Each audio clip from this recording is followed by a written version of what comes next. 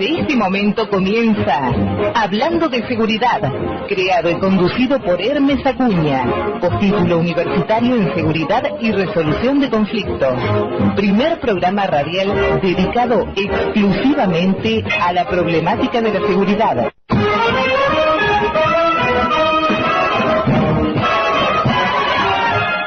Hola, buenas tardes, soy Hermes Acuña. 16 de abril de 2019, en el aire desde la ciudad de San Martín, provincia de Buenos Aires, AM 1580 Tradición, hablando de seguridad. Primer programa radial dedicado exclusivamente a la problemática de la seguridad. Nuestro lema, no para mal de ninguno, sino para bien de todos. Saludamos a nuestro operador, el señor Iván Madrid.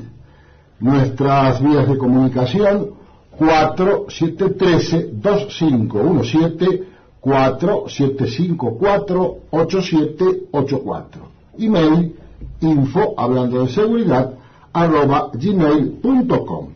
Por una cuestión técnica ajena a la radio, no estamos saliendo por internet. Siempre se los digo esto y cuáles son los sitios, cuáles son las direcciones por las cuales ustedes pueden escuchar nuestras emisiones, pero en este caso, repito, por un inconveniente absolutamente ajeno a la emisora, no estamos saliendo en internet y seguramente en poco tiempo más se subsanará este inconveniente técnico. Nuestros audios los pueden encontrar ustedes en nuestro canal de YouTube, Hablando de Seguridad Oficial, y también en el muro del programa en Facebook. Podrán escucharlos, bajarlos o pedirnos algún audio en particular y con mucho gusto se lo haremos llegar. Hoy hemos titulado para este programa La Puerta Giratoria. Seguramente muchos de ustedes habrán escuchado en distintos medios, en la calle, en el seno familiar, en reuniones con amigos, porque esto se ve a diario en la prensa, oral, escrita, televisiva. Individuos condenados por delitos muy graves como homicidios, violaciones, robos calificados con armas. Esto es prácticamente diario. Nadie se explica por qué en la calle, algunos inclusive con alguna pulsera o con alguna tobillera electrónica, supuestamente para control que no funciona, cometen hechos tan o más graves por los cuales estaban inexplicablemente gozando de alguna graciosa libertad. Y cuando digo graciosa no porque sea motivo de risa, sino una concesión otorgada por algún magistrado, por algún tribunal, y al poco tiempo otra vez un hecho similar o aún peor. No voy a darles ejemplos porque ustedes los ven todos los días, hechos de mochochorros que abren fuego, a veces sin robar absolutamente nada, por el solo desprecio a la vida que tienen de su propia vida y desprecian la vida del otro. Y obviamente que la reflexión es muy simple. ¿Cómo voy a pretender que tenga cuidado por mi vida si no la tiene por la de él mismo? Esto es porque hace muchos años ya se ha desacralizado la muerte.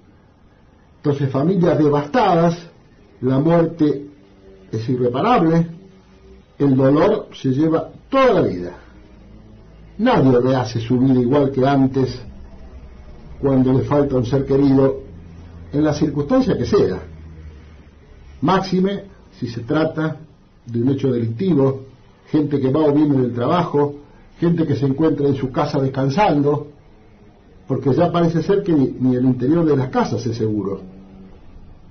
A veces pensamos, ¿de qué sirven las rejas, las cámaras, los perros, la seguridad privada cuando la hay? Y lamentablemente todo el mundo, o casi todo el mundo, se queja del personal policial y van a hacer manifestaciones, en algunos casos pacíficas y respetuosas, en otras incendiando patrulleros, agrediendo al personal policial, que gratuitamente es receptivo de estas manifestaciones populares porque no conocemos a demasiados jueces y fiscales, ni integrantes de tribunales o tribunales de estos denominados comúnmente TOC, tribunales oral criminal. Entonces la gente va al lugar que tiene más cerca, a la policía. Esto no quiere decir que a veces haya que reclamar a la policía. Claro que hay que reclamar. Son derechos que nos concede la Constitución argentina. Claro que hay que reclamar.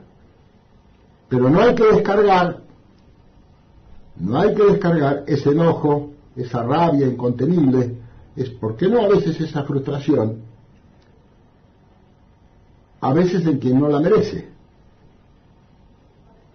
Si el personal policial no está trabajando bien en una jurisdicción, hay varias instancias para hacer saber su queja, inclusive el propio Ministerio de Seguridad tiene un 0800 anónimo que cualquiera puede llamar, exponer su queja, no va a ser identificado públicamente.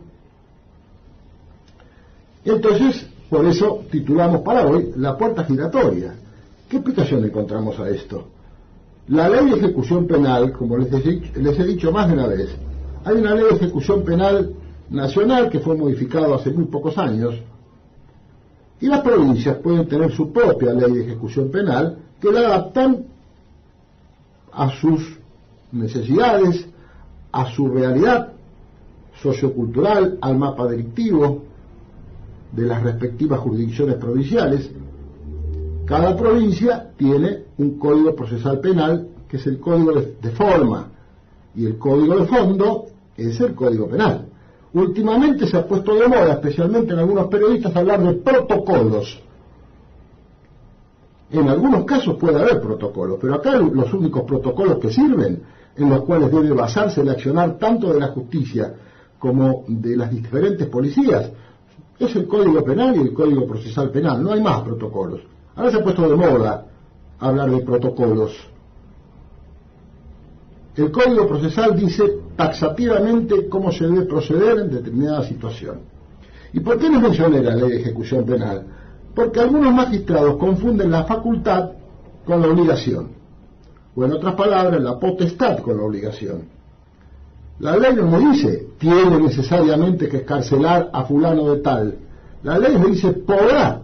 Es el juez el que va a ponderar después, o el tribunal colegiado, es el que va a ponderar después, si ese o esos individuos pueden ser escarcelados. A pesar, a veces, de los informes penitenciarios que aconsejan la no excarcelación, o libertad provisoria, o morigerada, vigilada, sin que esos informes de los servicios penitenciarios sean vinculantes. Porque debemos tener presente siempre que el juez es perito de peritos. Perito de peritos. Las pericias que se agregan a una causa, a la que sea, sirven a manera de asesoramiento al magistrado. No necesariamente precisamente porque no es vinculante, debe aceptar lo que dice esa pericia que se le arrima. Entonces, nos encontramos con estas situaciones cotidianamente. La gente se manifiesta, la gente protesta, y no podemos dejar de lado tampoco a los legisladores. Hay que tener muy en cuenta a quienes legislan, porque se dan muchos casos que los magistrados se ajustan estrictamente al derecho, a lo que dice la ley. Claro, hay un matiz en esto, que es la interpretación de la ley, lo que se denomina las libres convicciones, basadas en la sana crítica. Esto, en esta prieta síntesis, se los hago saber porque generalmente, y tampoco tienen por qué saberlo, el hombre de a pie desconoce estas situaciones. Razón por la cual para hoy hemos convenido una entrevista con el doctor Martín Ferrá, abogado penalista de la ciudad de Mar del Plata, con quien hemos conversado muchas veces, porque es un hombre que conoce profundamente el derecho penal y dice lo que tiene que decir. Así es que vamos a ir a la primera tanda. Mientras tanto, Iván trata de conseguir la comunicación con el doctor Ferrá a la ciudad de Mar del Plata. Adelante. Me dice que tenemos al aire al doctor Martín Ferrá. Martín, buenas tardes. Hermes te saluda.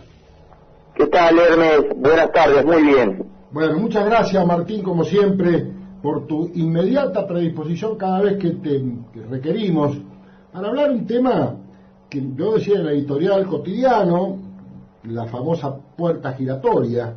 El otro día me comentabas respecto del nuevo Código Procesal Penal que se aplicará a partir del 10 de junio de venidero y tendrá procesos más rápidos. Así salió en los medios. ¿Cuál es tu opinión al respecto, Martín? Sí, efectivamente, paradójicamente se dan dos reformas a los códigos procesales penales, tanto a nivel nacional como en provincia de Buenos Aires. Con respecto a la nacional, a nivel nacional, a partir del 10 de junio va a ingresar en vigencia en las provincias de Salta y Jujuy, el norte argentino, el nuevo Código Procesal Penal de la Nación. ¿Qué reformas van a hacer a este respecto? No es otra cosa que una burda copia del Código Procesal Penal que tiene la provincia de Buenos Aires desde el 28 de septiembre de 1998 y que entre sus cuestiones principales tiene la investigación a cargo del Ministerio Público Fiscal y la oralidad para el proceso de enjuiciamiento, el juicio oral y público a cargo de tribunales colegiados. Con estas dos reformas, que son las de mayor cuantía, y algún retoque menor, se pretende cambiar la criminalidad imperante y la impunidad imperante en nuestro país en materia de seguridad y de déficit del Poder Judicial. Sinceramente es un código fracasado que en provincia de Buenos Aires ya cumplió 20 años de vigencia, la instrucción fiscal a cargo del Ministerio Público y el juicio oral y público, y el código de provincia tiene un índice estadístico de más del 90% de archivo y desestimación de causas penales y solo un 5% de elevación a juicio. O sea, más del 90% de las causas penales instruidas con este nuevo código no llegan a ningún lado. Realmente parece increíble que esto se propugne a nivel nacional. Martín, cuando decís impunidad, ¿a qué te referís? La impunidad es aquella que brinda al delincuente la seguridad de que no va a ser sancionado por la comisión de los delitos que realice. Vos imaginate que en provincia de Buenos Aires, con esa estadística, cualquier delincuente que sale a la mañana a delinquir, sabe a la noche, cuando termina su tarea, que tiene un 90% de posibilidades de no ser sancionado y solo un 5% de que su delito sea llevado a juicio. Y ni hablar si con todos los déficits que tenemos logramos llevar al delincuente a juicio. Este sistema judicial actual imperante en la provincia de Buenos Aires tiene una estadística promedio de sentencias condenatorias del 1,7%, o sea que si aún tiene la mala suerte de entrar en ese 5% de causas elevadas a juicio, todavía le queda la chance de ser uno de los que no ingresen en ese exiguo 1,7% de sentencias condenatorias. Eso es impunidad. El 98,3% de los delitos cometidos en la provincia de Buenos Aires quedan impunes, Hermes. Esto se propugna a nivel nacional. Yo tenía la misma cifra que vos me decís, el 1,7 que llegaba a la sentencia. Me pregunto, ¿esto es porque está colapsado el sistema? ¿Esto es porque se legisla mal? Son varias las preguntas, Martín. ¿Esto tiene que ver con la interpretación de las libres convicciones basadas en la sana crítica o tiene que ver con una connotación ideológica en algún sector de la justicia? Bueno, a ver, dicen que los jueces hablan por sus fallos, dicen que los jueces deben ser esclavos de la ley, pero por otro lado se les otorgan comodines o vías de escape a esta esclavitud legal, como son las libres convicciones razonadas. Dentro de eso puede entrar cualquier tipo de razonamiento del magistrado, que encima no tiene la obligación de develarlo, solo mencionar la frase voto en tal sentido porque es mi convicción sincera, y a partir de allí se dividen las aguas entre la sentencia condenatoria y la sentencia absolutoria de aquellas personas juzgadas por la comisión de delitos.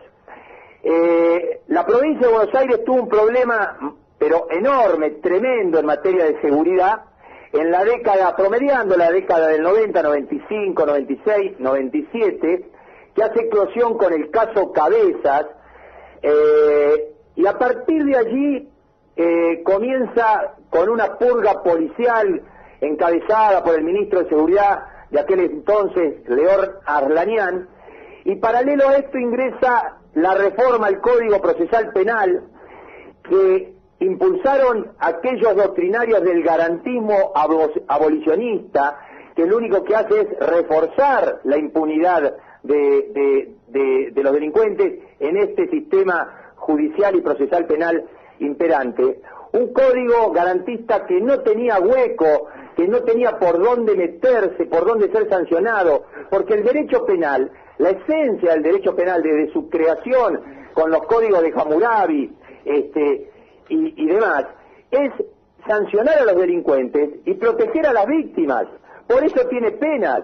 Sin embargo, a partir del año 1998 en la provincia de Buenos Aires, con el ingreso de este código, luego del caso Cabezas, con los mismos argumentos que se están dando ahora para incorporar el nuevo Código Procesal Penal de la Nación en las provincias de Salta y Jujuy, y de ahí se va a extender a todo el país, celeridad en los procesos y bajar los índices de seguridad.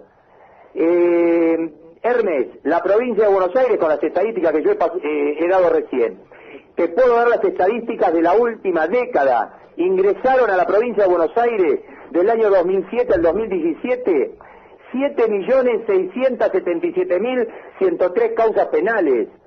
Se archivaron y desestimaron 6.909.392 causas penales. Se elevaron a juicio solo 383.855 y solo hubo 130.510 sentencias condenatorias. Esto es lo que se quiere llevar a la práctica. Volvemos a tropezar dos veces con la misma piedra, y parece un resurgir del garantismo abolicionista que parecía acabado con estos índices de fracaso absoluto del Código Procesal Penal luego de 20 años en provincia de Buenos Aires. Parece que no, y van por más, y van con ese código a la nación entera. Bueno, los resultados los vamos a ver inmediatamente, y en los próximos 10 años estos índices que te acabo de dar se van a ir por las nubes. El problema después va a ser, vamos a necesitar otros 20 años para retrotraernos. Mientras tanto, la sociedad va a pagar sus consecuencias, tal cual la está pagando en estos momentos el Gran Buenos Aires, la capital federal, con índices de criminalidad desenfrenados y sin límites y sin solución de continuidad. Cuando, Martín, vos te referías al hecho de fotógrafo Cabezas. Se escucha muy bajo, Hermes, si pueden levantar el retorno, por favor, discúlpame. No, por favor. Vos te referías al hecho del que fue víctima el reportero gráfico de Cabezas. Y ahora, ¿cómo me escuchás? Un poco mejor, si le dan más volumen, mejor para mí. Bueno, vamos Pero a no hay problema, ahí mejor. Técnicamente vamos a tratar a ver si lo podemos solucionar. Te decía que vos te referías al hecho de Cabezas como un hecho de inseguridad. Yo no comparto que sea un hecho de inseguridad, porque ahí hubo otra situación que quedó demostrado posteriormente con las respectivas sentencias. ¿Y por qué te digo esto? Porque ahora viene una pregunta de mi parte. ¿Vos crees que los jueces tienen algo que ver con la prevención de la seguridad? A ver, parecería que no, y que ese es un resorte exclusivo de las fuerzas de seguridad, el caso de la policía. Ahora han involucrado a la prefectura, que la sacaron del mar y la trajeron a la tierra, la gendarmería, que la sacaron de los límites y las fronteras del país para controlar el corazón de la Argentina, y eso marca un déficit tremendo en materia de seguridad.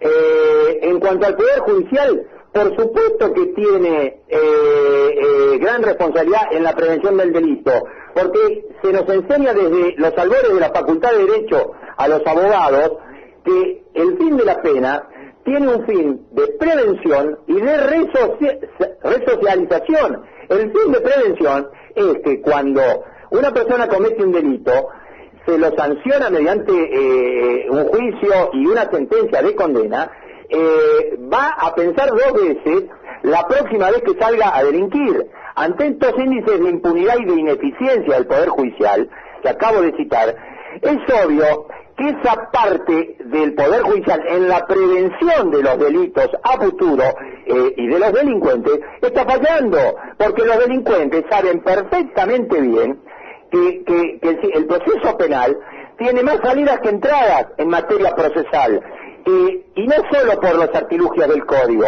no solo porque lo trabaje bien un abogado defensor, sino porque las investigaciones son deficientes, los juicios son deficientes, y muchas de las sentencias son más deficientes aún, absolviendo gente que realmente no se puede comprender con el cúmulo de pruebas que se llega a un juicio, que se puedan escapar en el proceso penal a través de una valoración errada por medio de las libres convicciones razonadas.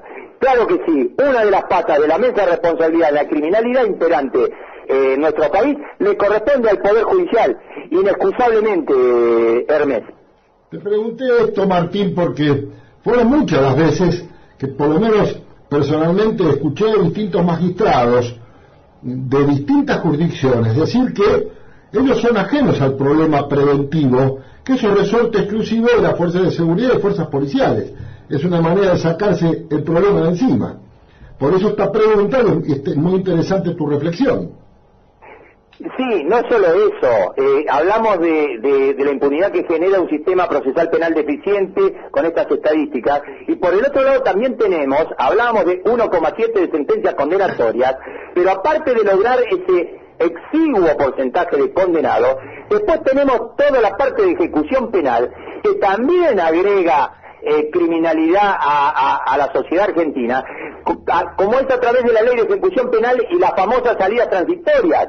La ley de ejecución penal de la provincia de Buenos Aires tiene más de 15 institutos para salidas transitorias anticipadas al cumplimiento de la pena de los delincuentes. Estos delincuentes son puestos en la calle antes del cumplimiento de la pena, a través del arresto domiciliario, a través de las salidas laborales, a través de la salida por estudio, la prisión morigerada, la prisión diurna, nocturna, van a cumplir sábado y domingo, libre toda la semana o viceversa. ¿Y cuántos casos tenemos de terribles delitos, terribles crímenes, homicidios, violaciones y demás cometidas por delincuentes con salidas transitorias? ¿A usted, Hermes, a vos no te parece que esto contribuye a la criminalidad imperante y como contrapartida eleva el déficit en la prevención delictiva? Claro que sí. Ahí tienen otra arista, otra vertiente de responsabilidad del Poder Judicial en la criminalidad imperante en nuestro país.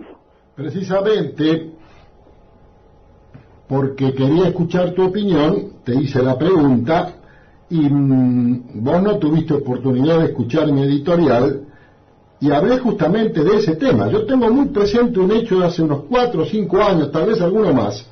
Un individuo con una libertad morigerada, con una pulsera, fue autor de un cuádruple homicidio en el Gran Buenos Aires.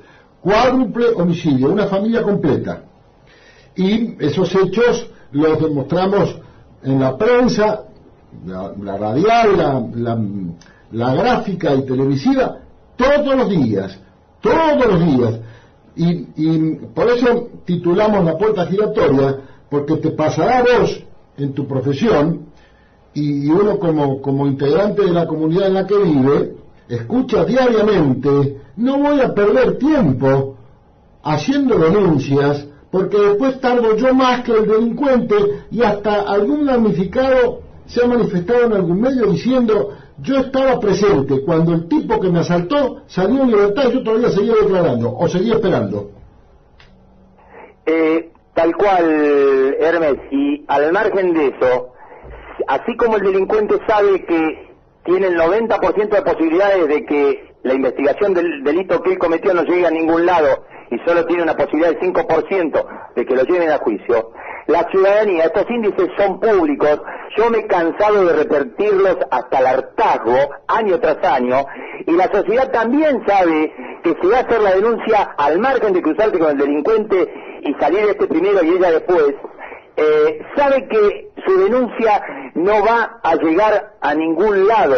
Esto sume en una desesperación, en una desilusión, en una desesperanza en el ciudadano, que se trasluce en el índice de opinión negativa que tiene el Poder Judicial en la sociedad argentina. Cerca del 80% de opinión negativa. Lo dijo recién en la apertura del año judicial el presidente de la Corte Suprema de Justicia de la Nación, Carlos Rosenkrantz. Estamos ante una crisis de legitimidad. Tenemos que revertir la legitimidad del Poder Judicial. Se acordó tarde, señor presidente de la Corte. Hace más de 10 años que la gente no le cree al Poder Judicial, pero no le cree por sus acciones, por sus estadísticas nefastas y deficitarias. Ahora, vos me preguntarás, Martín, el cuadro de situación más clarito no lo podés haber reflejado. ¿Cuáles son las posibles soluciones? Hay varias, Hermes, hay que empezar a hacerlas, y no parches fracasados como reformar el Código Procesal Penal y después de 20 años poner el mismo código a nivel nacional. Para que te des una idea, el Código Procesal de la Provincia de Buenos Aires, que yo te acabo de decir que tiene 90% de archivos de desestimación de causas penales, ¿sabés cuándo se implementó? El 28 de septiembre de 1998. ¿Sabés cuántas reformas, como esta que pretende ahora la gobernadora Vidal, que dice que va a poner en el centro del proceso penal a la víctima? ¿Sabés cuántas reformas se le hicieron? 43, Hermes, en 20 años. Y ahora, después de 20 años, van a poner a la víctima en el centro del proceso. Ya está en el centro del proceso desde que la cometen, la convierten en víctima. Lo que menos quiere es estar en ese proceso. Quiere, como bien vos decís, que se prevenga el delito y que no la hagan víctima. Y una vez que fue hecha víctima, que se encarguen los operadores del sistema de llevar adelante. Para eso hay un fiscal que representa sus intereses. Que sea él quien lleve la investigación, no la víctima. Le quieren dar a la víctima el rol que no cumple el fiscal por ineficiencia. Es otra cortina de humo que le van a hacer a creer. A ver, una persona que le han matado a un hijo, ¿qué ganas tiene de estar en el proceso? Tiene ganas de estar en su casa con su hijo, con vida, en paz y con seguridad. Señora gobernadora, reforme la ley orgánica del Poder Judicial, ponga al Poder Judicial a trabajar ya en doble turno. Peor pico de criminalidad en la historia fundacional de la provincia de Buenos Aires y en ascenso, y siguen trabajando 6 horas administrativas de lunes a viernes. Póngalos en doble turno de 8 horas, de 8 a 16, 16 a 24, que la gente pueda entrar libremente como un shopping, a hacer las denuncias y a reclamar justicia. ¿Qué tanto formalismo?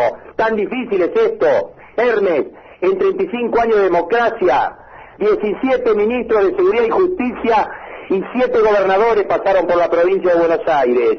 Ellos no son responsables, junto con el Poder Judicial, de la criminalidad imperante y de la impunidad imperante en materia de seguridad en la provincia de Buenos Aires. Claro que sí. ¿Cuál es la solución? Ya te dije una, doble turno.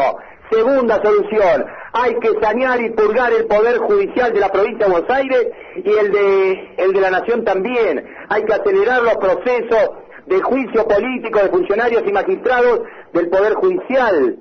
No puede ser que demoren lo que demoran este tipo de juicios. Y ojo, no solo por casos de corrupción, coimas y demás, sino por ineficiencia. Un fiscal que tiene un índice estadístico del 90% de archivo de desestimación de causa y 5% de elevación a juicio, hay que hacerle juicio político, hay que auditarle todas esas causas que archivó y desestimó, y si se comprueba su responsabilidad o mal desempeño del cargo o ineficiencia, hay que destituirlo y que vaya a la profesión liberal de abogado, a la vida particular, si no tiene ganas de trabajar. Esto es muy claro, hay que tomar la decisión política de llevarlo a la práctica y terminar de hacer parches en materia de criminalidad y en materia de seguridad y en materia de proceso penal. La justicia se tiene que poner los pantalones largos, con eficiencia, con honestidad y con celeridad. No hay otro secreto, no hay magia en esto. Martín, te he escuchado atentamente y realmente la vehemencia que pones en esto es ni más ni menos que tu vivencia diaria como profesional del derecho desde hace tantos años en un departamento judicial nada fácil como es el de Mar del Plata. También tenemos que tener en cuenta que estamos viviendo una época electoral donde este tipo de espasmos va a ser reiterado. Tenemos que estar preparados para eso, sin ninguna duda. ¿Cómo entendés, Martín, que está trabajando el Consejo de la Magistratura en la provincia de Buenos Aires? Espasmódicamente, en forma aislada, se producen algunas destituciones, el caso de Melazo, que ya es alevoso. Imaginémonos un juez sospechado integrado a una banda de delincuentes que cometen entraderas en viviendas y bueno, que no hubiera salido. Ahí anda medio lerdo el tema medio lento, el tema de la investigación a los jueces del Tribunal de Casación Penal de la provincia de Buenos Aires, y lamentablemente los consejos de la magistratura, incluido el nacional, tenemos que entender que están compuestos por colegas de los investigados, como son jueces y funcionarios del Poder Judicial, y encima por políticos. Realmente no son órganos que merezcan mi elogio, y lamentablemente son muy esporádicas las destituciones por casos de corrupción, y casi nulas las destituciones por casos de ineficiencia o mal desempeño. Yo he denunciado varios magistrados en el Consejo de la Magistratura de la Nación. En el caso de Provincia de Buenos Aires, el denunciante, en caso de no probar la acusación, corre con las costas, y eso aminora la cantidad de denuncias, porque imagínense que llevar un proceso de estos en la ciudad de La Plata, cargando con las costas, en caso de no probar la acusación, y no solo eso, tener que soportar todo el gasto de llevar adelante semejante juicio con distintos operadores, como son con jueces, legisladores y demás, es imposible que un ciudadano común lleve adelante este juicio. Y bueno, tenemos los ejemplos de los jueces estos de ejecución penal que por salida transitoria han sido llevados al Consejo de la Magistratura en provincia y no fueron destituidos. En el caso de la Nación, como te decía, he denunciado a varios jueces federales, y ahí están las investigaciones. A un año de haber hecho las denuncias, todavía no se me ha citado ni a ratificar la denuncia ni a prestar declaración testimonial sobre los hechos denunciados. Y hay un dicho en investigación criminal que se puede aplicar a la perfección a este tipo de casos: el tiempo que pasa es la verdad que huye, Hermes. Así que imaginémonos estas investigaciones que van a empezar después de un año, para llamar al denunciante, a escucharlo, ¿qué resultado puede tener? Yo creo que parecido al 90% de archivos de estimación de causas. Ahí también hay que trabajar en aceitar los mecanismos del Consejo de la Magistratura. En eso tienen que trabajar intensamente los colegios de abogados de los distintos departamentos judiciales del país, porque ahí también hay un reclamo. Los colegios de abogados de los distintos departamentos judiciales del país tienen dentro de sus deberes y obligaciones legales controlar el normal funcionamiento del Servicio de Administración y Justicia y denunciar las irregularidades constatadas en el ejercicio de la función. Y son uno de los legitimados para hacer las denuncias por mal desempeño y para pedir la promoción de jury de enjuiciamiento o juicios políticos de magistrados y funcionarios. Y así como te digo que no se ven destituciones por mal desempeño, por ineficiencia, y muy pocas por corrupción, son muy pocos los pedidos de juicios políticos que se ven impulsados por los colegios de abogados departamentales. Y todo este déficit del sistema judicial, procesal, penal, y aún del resto de los operadores del sistema, llámese fuerzas de seguridad o colegios de abogados, lo vemos reflejado en la criminalidad imperante, porque todo es un círculo vicioso que tiene como finalidad o como resultado final la criminalidad imperante, la impunidad imperante y cada vez más víctimas entre la sociedad. ¿A quién de todos estos operadores va a ir a pedir justicia una víctima de un delito? ¿Con quién crees vos que se va a sentir más confiada y segura? Con ninguno, Hermes. Preguntale a la sociedad, a cualquier vecino ahí de San Martín, ¿con quién se sentiría seguro usted de ir a plantear una denuncia? Y ponele un juez, un comisario, un abogado, un miembro del Consejo de la Magistratura, o poner al presidente de la Corte o a la gobernadora. Te va a decir a ninguno de esos. Si me permitís, créeme que seguramente lo vas a creer porque así es. Vino preguntando precisamente estos temas a los vecinos, a los amigos, a la familia, y realmente el panorama es muy desalentador. Recién dijiste el principio que denunció Edmond Lockhart, el padre de la criminalística moderna: tiempo que pasa, la verdad que huye. Y esta es una realidad contrastable que la vemos a diario. También es interesante aclarar que el Consejo de la Magistratura lo integran legisladores y abogados de la matrícula. Entonces, evidentemente, si eso no está funcionando, hay que revertir el sistema de una vez por todas, Martín. No me cabe duda, pero ¿a quién le corresponde eso? Al Poder Ejecutivo. Y ahí volvemos al choque de fuerzas. Oficialismo con oposición. Y empiezan todas las prebendas políticas que estamos viendo en la actualidad. 12 años de kirchnerismo, Comodoro Pi, prácticamente inmutable ante 12 años de corrupción y saqueo del país. Cambio de gobierno y empiezan a caer presos kirchneristas como moscas del cielo.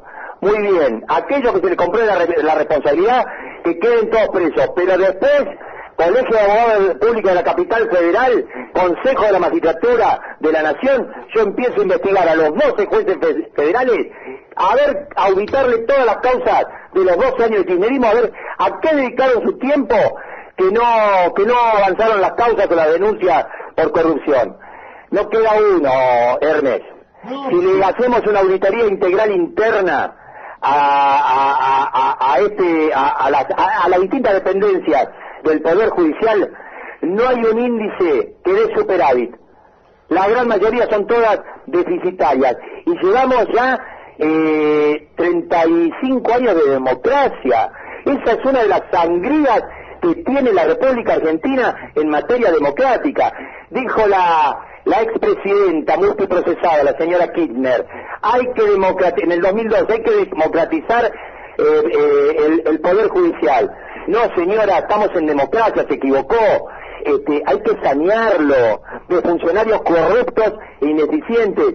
No hay alternativa. Así como están yendo presos los funcionarios del gobierno anterior, así hay que destituir los jueces ineficientes que ejercieron en los últimos 10 años.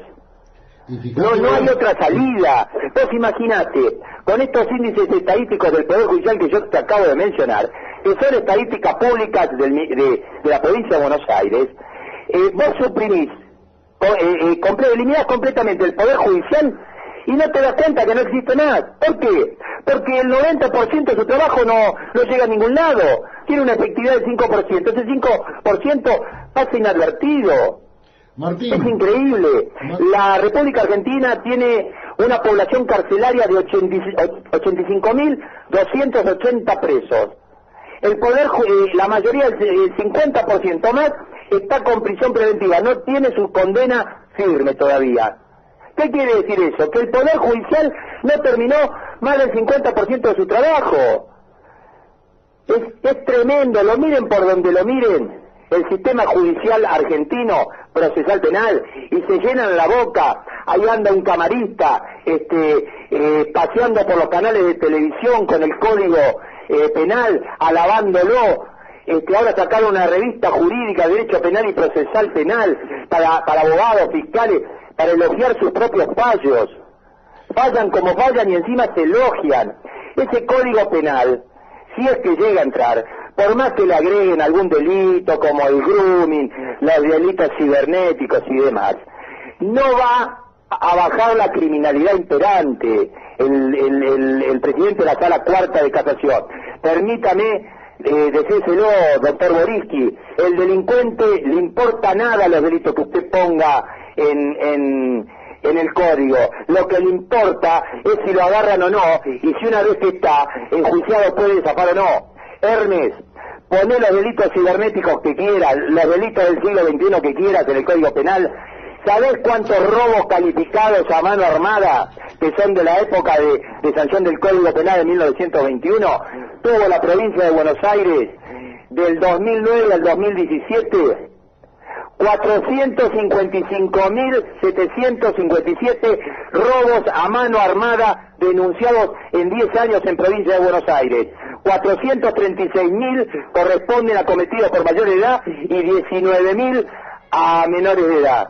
¿A vos te parece que estos delincuentes a mano armada les puede interesar que se haya legislado el grooming, el acoso sexual o el delito cibernético en el Código Penal, la reforma esta que están propugnando? No le importa nada, Hermes, por decirlo educadamente. Y seguimos con lo mismo, reformando códigos, trayendo códigos fracasados, agregando delitos que no le solucionan la problemática más acuciante a la gente. ¿Qué es lo que acucia hoy? El robo a mano armada, el robo motochorro, las entraderas, los abusos sexuales. Martín. Y lamentablemente, si esas investigaciones no son eficientes, la prevención, como vos decís, falla.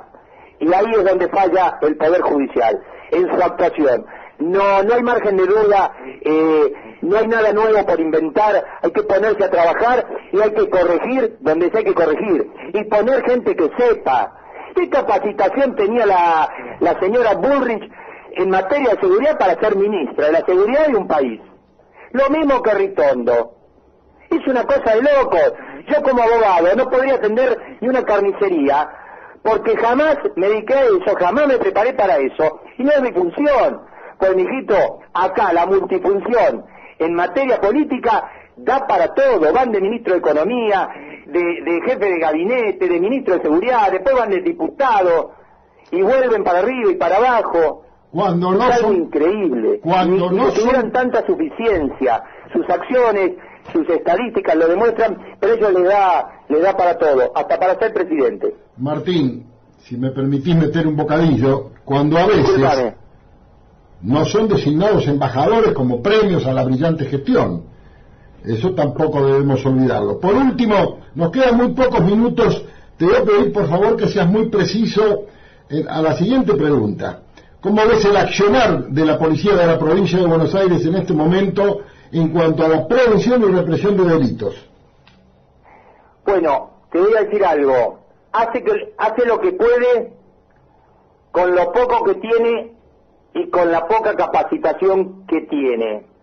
Yo lo que más veo intervenir son los comandos de patrullas que intervienen ante los llamados de 911.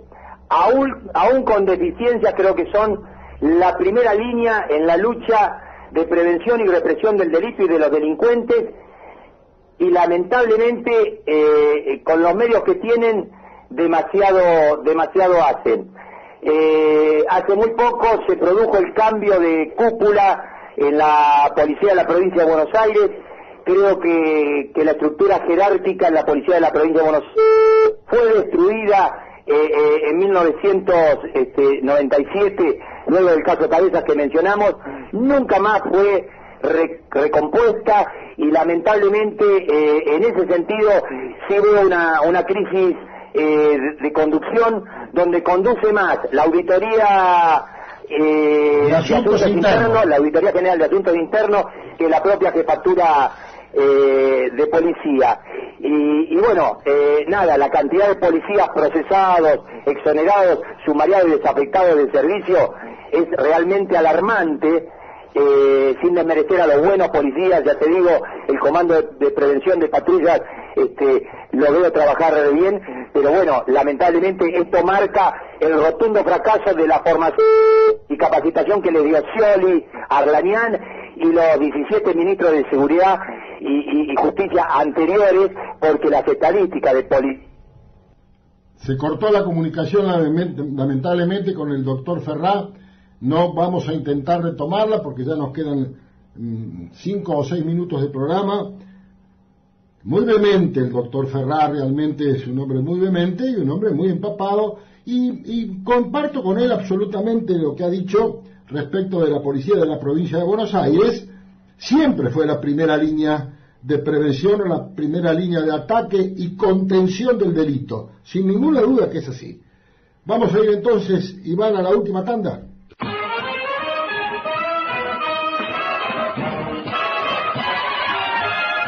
Muy bien, quedándonos aproximadamente 4 minutos de programa.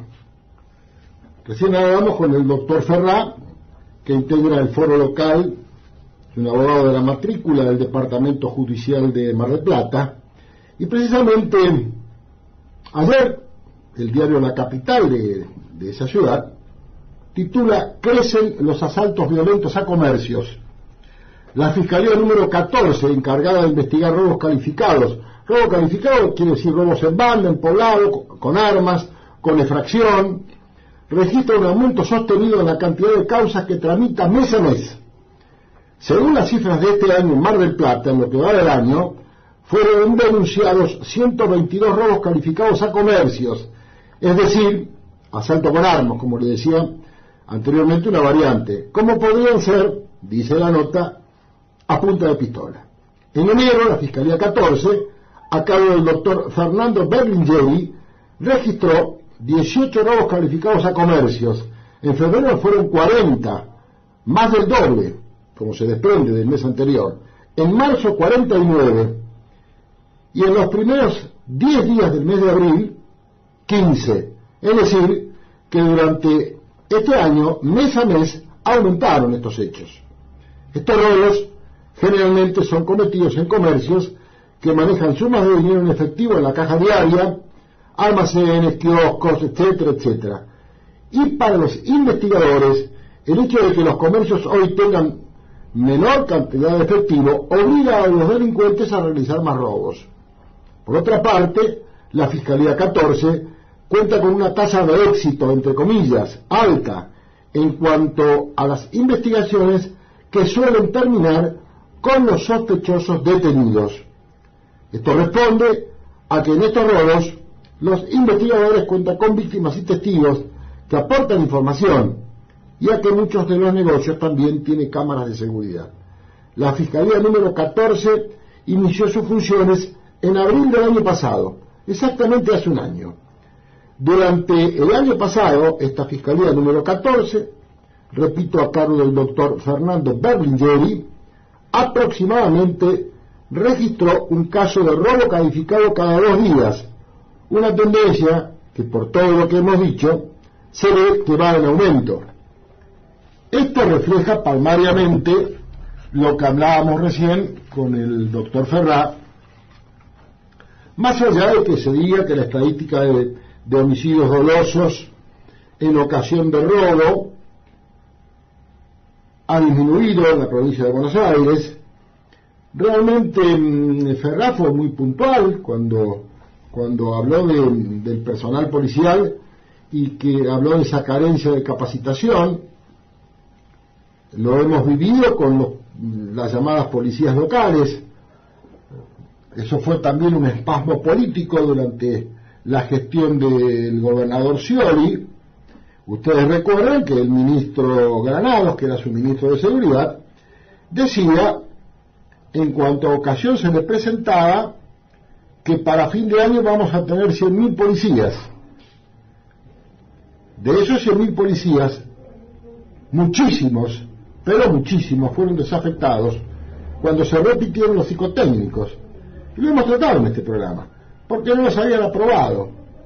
Y la pregunta que nos hacíamos en aquel momento, y lo repetimos, ¿quién evaluó esos psicotécnicos?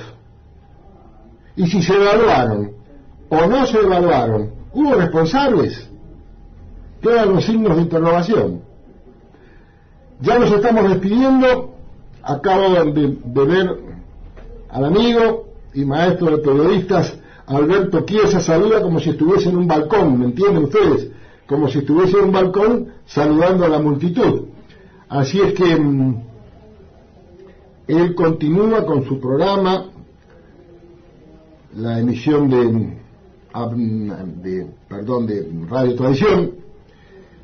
Con todos ustedes nos estamos reencontrando el próximo martes, como siempre, a las 5 de la tarde, en la medida de las posibilidades, con los dolores a veces que afligen a las familias, no solamente por la pérdida de algún ser querido, sino por una difícil situación económico-social que estamos viviendo. Les deseo que pasen unas felices Pascuas de la mejor manera que puedan. Verifique la información sobre supuestos accidentes a sus familiares antes de darles veracidad.